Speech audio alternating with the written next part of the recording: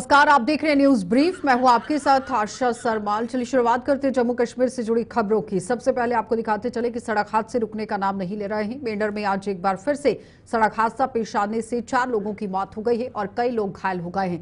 ये हादसा मेंढर के घने इलाके में तब यहां पेश आया है। ये घनी इलाका है जहां पर यह हादसा पेश आया, जब वहां पर एक चालक द्वारा नियंत्रण खो देने से एक बस गहरी खाई में जा गिरी है। इस हादसे के बाद वहां अफरा तफरी मच गई और स्थानीय लोगों, सुरक्षा बलों के जवानों ने रेस्क्यू ऑपरेशन चलाकर घायलों को अस्पताल पहुंचाया। हालांकि तब तक 2 लोगों की मौत हो चुकी थी। वहीं इसके कुछ समय के बाद गंभीर रूप से घायलों में से 2 अन्यों ने भी दम तोड़ दिया।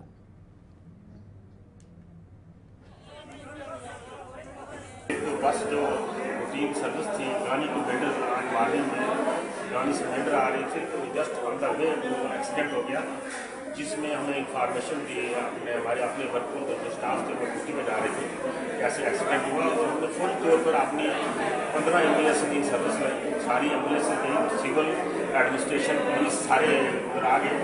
हमें बहुत कोऑपरेट किया एसडीएम साहब, एसडीपी साहब और सीआरपीएफ जो यहाँ पे कमांडर थे सभी आगे पूरा मोबिलाइज किया। आपने सभी सोशल वर्कर थे वो भी एम्प्लाइज और paramilitary force, army, civil administration सारे आ गए और हमारी एम्बुलेंस ने पेशेंट शिफ्ट किए हैं। हमारे पास टोटल 42% इंजोर्ड आए हैं, जिनमें से 2 कैजुअल्टी थी वो स्पॉट डेथ हो गई थी। 40 इंजोर्ड हैं, जिनमें से तकरीबन 8 लोग क्रिटिकल हैं। तो हमने फर्स्ट एड देके अभी जस्ट बॉस को रेफर कर दिया है। लगता है हमें कुछ 4-5 लोग ऐसे हैं जिनको मेजर बॉडी इंजरीज हैं और जिनको हाई कंसल्टेशन या फर्दर ट्रीटमेंट, सीटी स्कैन और रेडियोलॉजिस्ट, आर्थोपेडिक कंसल्टेशन की जरूरत है। हम उनको हायर फैसिलिटी हॉस्पिटल में मेडिकल कॉलेज में रेफर करेंगे। भारत और पाकिस्तान के बीच में जारी तनाव के बीच सीमावर्ती इलाकों में स्कूलों के बच्चों को फायरिंग की सूरत में उठाए जाने वाले कदमों की जानकारी दी जा रही है। सीमावर्ती अरनिया के स्कूलों में ये प्रक्रिया पिछले कुछ दिनों से जारी है और आज भी एक सरकारी स्कूल में मॉक ड्रिल चलाकर बच्चों को बचाव के तौर तरीके बताए गए। बताते चलें कि गृह मंत्रालय द्वारा जारी आदेश के तहत देश भर में कल बुधवार को मॉक ड्रिल की जाएगी, लेकिन जम्मू के कई इलाकों में, यहां आप देखिए जो जम्मू के कई स्कूल हैं, यहां पर भी इस प्रक्रिया को एक दिन पहले चलाकर कल की मॉक ड्रिल की तैयारियों को अंतिम रूप दिया गया है। तो तस्वीरें आपके सामने हैं, जहां पर आप देखिए किस तरह से बच्चों को पाठ पढ़ाया जा रहा है कि अगर किसी भी तरह का कोई हमला होता है तो अपने आप को कैसे आपने बचाना है। मॉक ड्रिल को अंजाम दिया जा रहा है, जिसमें बच्चों को पूरी तरह से सिखाया जा रहा है कि अपनी जान को बचाने के लिए किस तरह से काम करने की जरूरत है। साफ तस्वीरों में देखिए स्कूल के अंदर बच्चों को किस तरह से ज्ञान दिया गया। सीधा संपर्क करेंगे, हमारी संवाददाता शिल्पा शर्मा हमारे साथ जुड़ गई हैं। शिल्पा, ताजा अपडेट कीजिएगा, कहां पर मॉक ड्रिल चल रही है? देखिए, जम्मू के अंतर्राष्ट्रीय सीमा अरनिया की बात करें तो वहां पर जो है वो स्कूली बच्चों को जो है वो बताया गया कि किस प्रकार अगर पाकिस्तान के द्वारा फायरिंग की जाती है तो उन्हें किस प्रकार से अपने आप को सेव करना है और बंकर की तरफ जो है वो भागना है, बंकर में जो है वो छुप जाना है। अगर किस प्रकार का युद्ध का जो है वो सायरन बजता है तो उन्हें क्या कुछ जो है प्रिकॉशंस लेने हैं, उसका वहां पर जो है वो पाठ पढ़ाया गया, यानी कि पूरी तरीके से प्रिकॉशंस क्या कुछ लेने हैं वो वहां पर बच्चों को सिखाया गया। इसके अलावा अगर हम बात करें तो जम्मू की मंडी जो स्कूल है वहां पर भी इसी प्रकार से जो है वो मॉक ड्रिल देखने को मिली और तमाम इसी प्रकार से बच्चों को ये सिखाया जा रहा है कि अगर युद्ध का सायरन बजता है या फिर पाकिस्तान के द्वारा गोलाबारी की जाती है तो अपने आप को किस प्रकार से बचाना है, किस प्रकार से सेव करवाना है और जो बंकर बनाए गए हैं, यानी कि जो अंतर्राष्ट्रीय सीमा के पास जो बंकर बनाए गए हैं वहां पर अपने आप को कितनी तेजी से जो है वो पहुंचाना है। क्योंकि इस समय आप देखिए कि कहीं ना कहीं भारत पाकिस्तान के बढ़ते तनाव के बीच जो है इनकी तनाव जो है वो देखने को मिल रहा है, जिसके चलते समय मॉक ड्रिल भी यानी कि बच्चों को ये बताया जा रहा है कि आपको प्रिकॉशन किस प्रकार से देने हैं। इसी के साथ अगर हम जम्मू के अलग अलग स्कूलों की बात करें तो वहां पर भी इसी तरह जो है वो मॉक ड्रिल करवाई जा रही है ताकि बच्चों को सतर्क किया जा सके, अलर्ट किया जा सके और साथ ही साथ बच्चों को जो है ये बताया जा सके बच्चों से या फिर स्कूल के टीचर से किसी से फीडबैक लेने की कोशिश की गई कि उनका क्या कुछ कहना था, किस तरह का उनका अनुभव रहा है? देखिए, टीचर्स की बात करें तो उनके द्वारा भी कहा गया है कि जो छोटे छोटे बच्चे हैं उन्हें सिखाना जो है वो काफी कठिन हो जाता है, क्योंकि स्कूल में छोटे बच्चे भी होते हैं तो कठिन हो जाता है, लेकिन पूरी तरीके से जो है वो कोशिश कर रहे हैं, समझने की कोशिश कर रहे हैं कि कैसे छोटे छोटे बच्चों को यानी अपने आप को जो है वो सेव करना है, किस प्रकार से प्रिकॉशंस लेने हैं। तो बड़े बच्चों की बात करें तो टीचर्स के द्वारा कहा गया है कि वो पूरी तरीके से समझते हैं कि अगर युद्ध का जो है वो सायरन बजता है या फिर पाकिस्तान के द्वारा गोलाबारी या फिर इस प्रकार की स्थिति उत्पन्न होती है तो उन बच्चों को क्या कुछ करना है वो टीचर्स के द्वारा बताया गया। और टीचर्स ने कहा कि बच्चे काफी अच्छे से जो है वो समझ रहे हैं और इसका पूरी तरीके से जो है। अच्छा शिल्पा, एक और बड़ा सवाल है कि 259 जिलों में से सिर्फ 244 जो कि संवेदनशील जिले माने गए हैं वहां पर मॉक ड्रिल जो है वो कराई जाएगी। जम्मू की अगर बात करें तो किस तरह की तैयारियां लग रही हैं कल को लेकर? और देखिए जम्मू में इस समय पूरी तरीके से तैयारियां हैं। जो संवेदनशील इलाके हैं जम्मू के वहां पर मॉक ड्रिल करवाई जाएगी। उसके अलावा भी जो इलाके हैं वहां पर भी मॉक ड्रिल जो है वो करवाई जाएगी। और देखिए जिस प्रकार से यानी कि जो युद्ध का सायरन होता है वो भी बजते हुए जो है वो कल नजर आएगा। तो पूरी तरीके से जो प्रिकॉशंस लेने हैं, सिविल हो गए या फिर स्टूडेंट्स हो गए, तो तैयारियां जो है आज देखने को मिली और कल जो है यानी कि मॉक ड्रिल जो है वो इसको लेकर देखने को मिलेगी।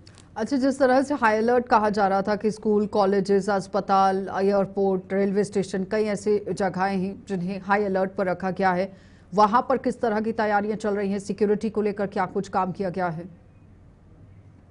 देखिए इस समय बात करें तो पूरी तरीके से हाई अलर्ट इस समय देखने को मिल रहा है। सुरक्षा व्यवस्था काफी ज्यादा कड़ी देखने को मिल रही है। आप देखिए मंदिरों की बात करें या फिर जम्मू के जितने भी मंदिर है वहां पर सुरक्षा व्यवस्था इस समय काफी ज्यादा कड़ी देखने को मिल रही है, क्योंकि कहीं ना कहीं ये इनपुट्स भी मिल रहे हैं कि आतंकी हमला कर सकते हैं। तो वहां पर सुरक्षा व्यवस्था बढ़ा दी गई है। सीआरपीएफ के जवान, सीआईएसएफ के जवान वहां पर जो है वो तैनात किए गए हैं। तो जो संवेदनशील इलाके हैं वहां पर भी जवानों को जो है वो तैनात किया गया है। बहुत बहुत धन्यवाद शिल्पा जुड़ने के लिए। 1971 के युद्ध के बाद अब आप देखिए एक बार फिर से मॉक ड्रिल का समय आ गया है, तो यहां से अंदाजा आप लोग लगा सकते हैं कि भारत किस तरह से पूरी रणनीति के साथ काम कर रहा है।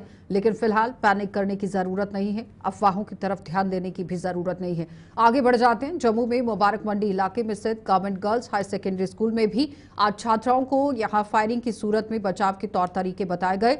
जम्मू में यहां स्कूल में मॉक ड्रिल का आयोजन किया गया, जिसमें छात्राओं को बताया गया कि आपात हालात में वो कैसे अपनी कीमती जानों को बचा सकते हैं। अपने आप को सेव करना है। बाकी आप लोग नाश्तो गन तो कोई स्पेशल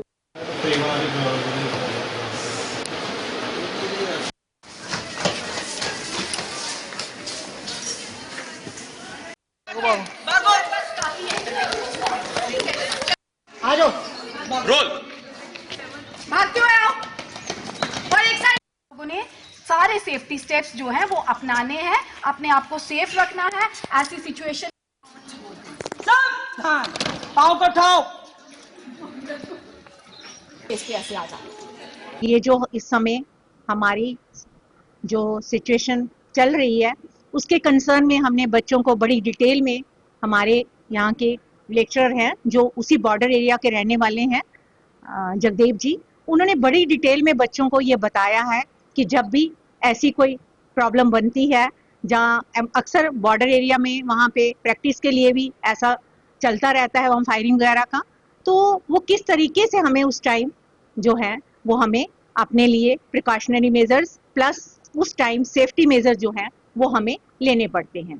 तो उन्होंने बड़ी डिटेल में जाकर कि बच्चों को कि अगर उस समय कभी इस सिचुएशन का हमें फेस करनी पड़ती है तो अगर हम घर के अंदर हैं तो हमें तब अपने आप को किस तरीके से सेव करना है, अगर हम ग्राउंड में हैं, कहीं बाहर हैं, तो अचानक हमें इस सिचुएशन को फेस करना पड़ता है तो हमें किस तरीके से अपने आप को बचाना है, प्लस अपने घर वालों को, अपने आगे पीछे वालों को उस समय हमने सबकी सुरक्षा को ध्यान में रखते हुए हमें कौन से मेजर जो हैं वो लेने हैं और अपने आप को हमें प्रोटेक्ट करना है। हमारे जम्मू में एक मॉक ड्रिल अनाउंस किया गया गवर्नमेंट की तरफ से, जिसमें वो ये बताएंगे कि आपको किस तरह से अपना बचाव करना है। वॉर के टाइम पे वॉर लग सकती है पाकिस्तान के साथ, कभी भी लग सकती है, तो स्टूडेंट्स को ये ट्रेनिंग दी जा रही है कि किस सिचुएशन में वो अपने आप को कैसे सेव रख सकते हैं। तो कल ये मॉक ड्रिल अनाउंस की गई है, तो आज हमारे स्कूल में यही ट्रेनिंग दी गई है इसके लिए कि आपको किस तरह से सेव रखना है। तो मैं यही कहना चाहूंगी कि सारे ये चीजें मॉक ड्रिल जो है वो देखें और जानिए कि कैसे अपने आप को आप सेव रख सकते हैं। प्रधानमंत्री ने भी ऑर्डर दे दिया है कि आर्मी कुछ भी अटैक ले सकती है अपनी मर्जी से, तो पाकिस्तान वाले भी कुछ भी कर सकते हैं एट अ टाइम, हमें कुछ पता नहीं है इसके बारे में।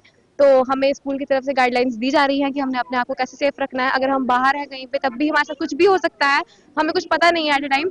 तो मॉक ड्रिल्स हो रही हैं, कल 7 डेट अनाउंस की गई है।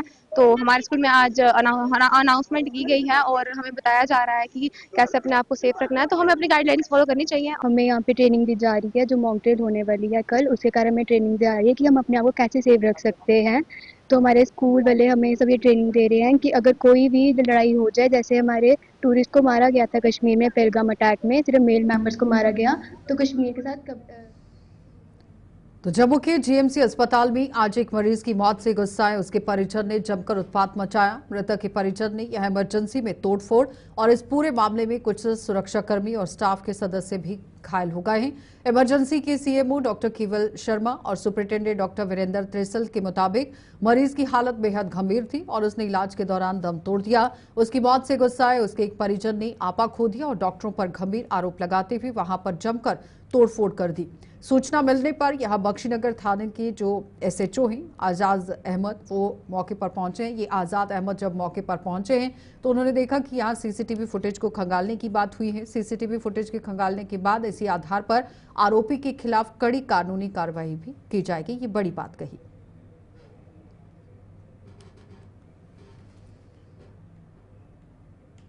ट्रीटिंग डॉक्टर है, उन्होंने बोला कि पेशेंट इसकी बड़ी सिक, बड़ी कंडीशन थी इसकी।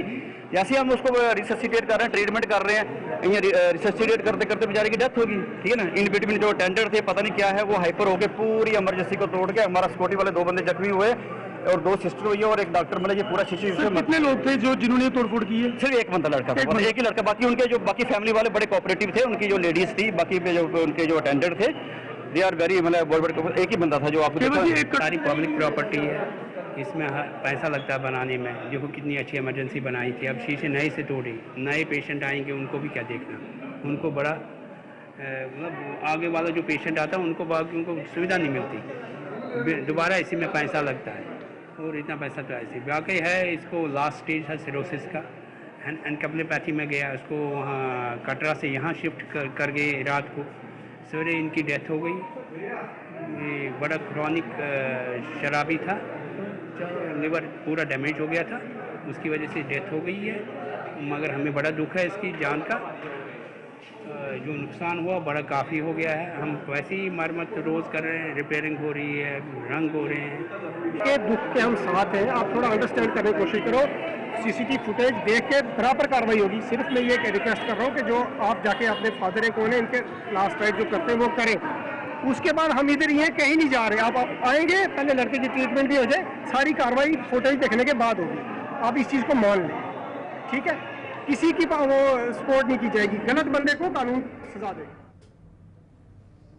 तो भारतीय जनता पार्टी ने आतंकियों के मददगारों को जम्मू के लिए एक बड़ा खतरा करार देते हुए सुरक्षा एजेंसियों से और सतर्क होने का आह्वान कर दिया। भाजपा ने जम्मू के आम लोगों से भी ओवरग्राउंड वर्कर्स की निशानदेही के लिए पुलिस प्रशासन का सहयोग देने की जरूरत पर बल दिया है। जम्मू में आज एक प्रेस कॉन्फ्रेंस के दौरान भाजपा के प्रवक्ता अरुण गुप्ता ने जम्मू शहर के कुछ इलाकों में पार्क किए गए अज्ञात वाहनों का हवाला देते हुए एजेंसियों से इस पर ध्यान देने की अपील की। कि जो अंडरग्राउंड वर्कर्स हैं, जो अंडरग्राउंड सिस्टम है, वो अपना काम लगातार करता रहता है और उस करने से उनकी पूरी गतिविधियां चलती रहती हैं। और जहां भी हमारे सिस्टम में गैप होगा, जहां भी हमारे सिस्टम में स्लैकनेस होगी, उस गैप को वो कवर कर लेते हैं और कवर करने के बाद वो उसके ऊपर एक्शन करते हैं। एक मैं छोटा सा उदाहरण आपको देना चाहूँगा। ये जो अनऑथोराइज्ड गाड़ियाँ खड़ी रहती हैं हरि सिंह पार्क के बाहर या बाहू प्लाजा में कमर्शियल गाड़ियां खड़ी रहती हैं और बहुत सी ऐसी जगह हैं जम्मू में जो खड़ी रहती हैं, उनकी मॉनिटरिंग नहीं हो पाती है। उन गाड़ियों को ये नहीं देखा जाता कि उन गाड़ियों में एक्चुअली क्या एक्टिविटीज़ हो रही हैं। और हमारा मानना ये है कि इसमें कुछ ना कुछ डेफिनेटली होता, पर उसके लिए जो हमारी एजेंसीज़ हैं, चाहे वो डिपार्टमेंट्स हों या बाकी एजेंसीज हों, उनकी कांस्टेंट एक हॉक आई मॉनिटरिंग बहुत ज़रूरी है। और जब तक ये हॉक आई मॉनिटरिंग नहीं रहेगी, तब तक आप उन इंसिडेंट्स को आप ना तो रोक सकते हैं और ना उन इंसिडेंट्स के बारे में आप प्रीएम्प्ट कर सकते हैं। और हम अपने निवासियों से भी अनुरोध करना चाहेंगे, भाजपा आज अपने निवासियों से अनुरोध करना चाहेगा कि आपको भी एजेंसीज के साथ आपको भी अपनी जो रिस्पॉन्सिबिलिटी है एज ए गुड सिटीजन वो आपको निभानी होगी। आपको भी जहाँ पे ऐसा लगता है कि जहाँ पे अनमॉनिटर्ड व्हीकल्स खड़ी रहती हैं या जहाँ आपको लगता है कि अबेंडन व्हीकल्स खड़ी रहती हैं, जहाँ आपको लगता है कोई ऐसी चीज़ें हैं जो कोई क्लेम नहीं कर रहा, तो वो आप मान के चलें कि कहीं ना कहीं कोई एक्टिविटी डेफिनेटली हो रही है और उस एक्टिविटी को कंट्रोल करने के लिए आपको एक जो अपना सुझाव है या जो आपको अपनी इंफॉर्मेशन है वो कंसर्न लोगों तक पहुंचानी होगी। क्योंकि जब तक आप ये चीज़ें कंसर्न एजेंसी तक नहीं पहुंचाएंगे, हम अपना एक अच्छा शहरी होने का जो एक हमारा एक दायित्व है उसको हम पूरा नहीं कर पाते। और उस दायित्व को पूरा करने के लिए ये बहुत ज़रूरी है कि हम समझें कि हमारी एजेंसीज तो जो कर रही हैं करती हैं, लेकिन हम भी एज ए गुड सिटीज़न हमको भी ये करना चाहिए। भाजपा का मानना ये है कि जब तक हम इन सिस्टम के साथ बिल्कुल पूरी तरह अपने साथ हम उनके साथ नहीं चलेंगे, जब तक उस सिस्टम को हम अपने पूरी तरह अपनी पूरा सपोर्ट नहीं करेंगे, तो ये जो डिजास्टर होते हैं इन डिजास्टर। तो जम्मू के पूर्व पार्षदों ने पहलगाम हमले की कड़ी निंदा करते हुए मौजूदा समय में पैदा हुए हालात में लोगों का हर संभव मार्गदर्शन करने का प्रण लिया है। पूर्व पार्षदों ने सरकार से पाकिस्तान को करारा सबक सिखाने और जम्मू में बसे हुए पाकिस्तानियों और बांग्लादेशियों को भी यहां से जल्द निकालने का आह्वान किया। पूर्व मेयर राजेंद्र शर्मा की अध्यक्षता में आज आयोजित कार्यक्रम में सभी पूर्व पार्षदों से पहलगाम हमले में मारे गए लोगों को श्रद्धांजलि दी गई और इस हमले के विरोध में एक निंदा प्रस्ताव भी पास किया गया। राजेंद्र शर्मा ने बताया कि मौजूदा समय में भारत और पाकिस्तान के बीच में युद्ध के बादल मंडरा रहे हैं, जिसके चलते सभी पार्षद अपना वैसे ही दायित्व निभाने को प्रतिबद्ध हैं जैसा कोरोना काल में निभाया गया था। पहलगाम वैली में जो नरसंहार हुआ उसके लिए पूरा देश चिंतित है और उसी प्रकार से जम्मू म्युनिसिपल कॉरपोरेशन के सभी पार्षद देश के साथ खड़े हैं, यशस्वी प्रधानमंत्री नरेंद्र भाई मोदी जी के साथ में खड़े हैं और ये चाहते हैं कि इस नरसंहार के लिए पाकिस्तान को कड़ी से कड़ी सजा मिले और जो लोग इस मानसिकता के हैं उनको कड़ी कार्रवाई करते हुए पूरे विश्व में एक संदेश जाना चाहिए कि दुनिया आतंकवाद के खिलाफ है और अब और सहन नहीं करेगी। सभी पार्षदों ने यह प्रण किया है, आने वाले समय में जैसे भी परिस्थितियां बनेंगी अपने अपने वार्डों में लोगों के लिए, समाज के लिए काम करेंगे और उनकी सहायता करेंगे और जैसे भी परिस्थितियां उत्पन्न होती हैं उन परिस्थितियों में ढलते हुए लोगों को सूचित भी करेंगे। जब युद्ध जैसी परिस्थितियां सबको दिख रही हैं और सबको मालूम है कि मोदी जी कड़ी से कड़ी कार्रवाई करने वाले हैं, तो हम सबका यह दायित्व बनता है कि समाज में सब लोगों की सहायता करते हुए उनकी रक्षा की जाए, उनको सहायता दी जाए। उस संदर्भ में हम आज यहाँ इकट्ठे हुए हैं और साथ में जो लोग वहाँ शहीद हुए हैं 26 लोग, उनको शहीद का दर्जा दिया जाए।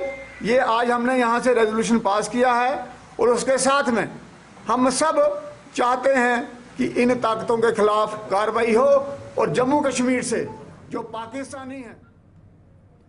तो बिश्नाह की गांव कोठी सैनिया में चारों ने यहां पर आप देखिए किस तरह से चारों तरफ माहौल कैसा बना हुआ है, लेकिन कोठी सैनिया में चोरों ने एक सूने मकान में सेंधमारी कर वहां से माल उड़ा लिया है। चोरों ने इस वारदात को बीती रात तब अंजाम दिया जब इस मकान में रहने वाले सभी सदस्य किसी रिश्तेदार की शादी में बाहर गए हुए थे। शादी से वापस पहुंचने पर वहां के हालात देखकर इन सभी के होश उड़ गए। अलमारियों के ताले टूटे हुए थे। चोरों ने वहां रखे सोने के गहने और कुछ रुपए चुराकर रफू चक्कर हो गए हैं। पीड़ित परिवार ने पुलिस को इसकी सूचना दी है, जिसके बाद मामला दर्ज किया गया, कार्रवाई शुरू कर दी गई।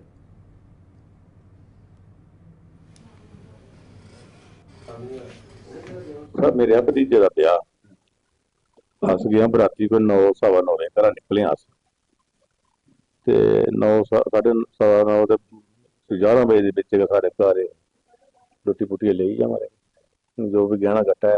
अस ये चाहते भाई बंदे पकड़ो, ठीक है, तो बंदे नंगे हो जान अगे वास्ते होर भी कुछ हो ही सकता है। टप्पी जाए एसी के उपर लगी फाइल लगी थी वो पुट्टिए के अंदर नहीं बढ़िया ताला लगे रहे जिस कमरे च चोरी हुई है उसी ताला लाए दा ताले तरोड़ ले गल एह् होई है कि अस ब्याह गेदे बराती गे राती मेरे देर दे मुड़े दा ब्याह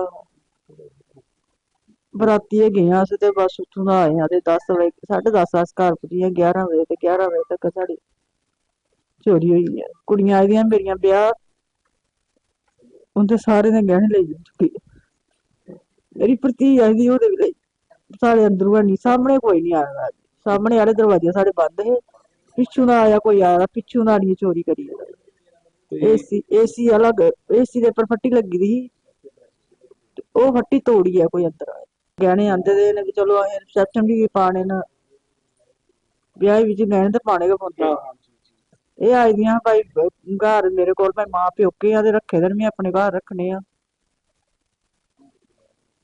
4 कुड़ियां न मेरियां 3 आई दियां ब्याह एक भती मेरी डोडा से आज 38 हज यात्रियों को हज यात्रा के लिए रवाना कर दिया गया। डोडा के डीसी हरविंदर सिंह सहित पुलिस प्रशासन के अन्य अधिकारियों ने इन सभी को अपनी शुभकामनाओं के साथ श्रीनगर के लिए रवाना किया, जहां से ये सभी सऊदी अरब के लिए प्रस्थान करेंगी। और डोडा से इस बार हज यात्रा के लिए 85 लोगों का पंजीकरण किया गया है और आज 38 को ही इस यात्रा पर भेजा गया।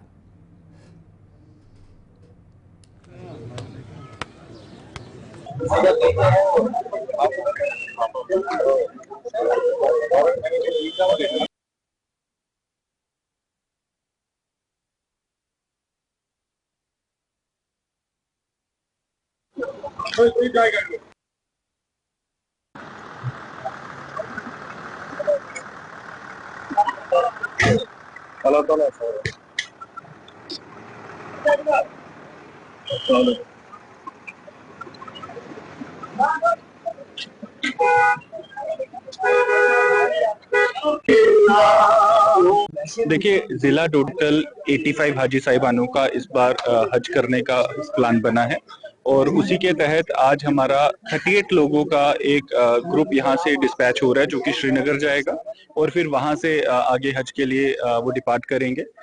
इसमें तकरीबन हमारे 54 मेल हैं और 31 फीमेल हाजी साहिबान हैं।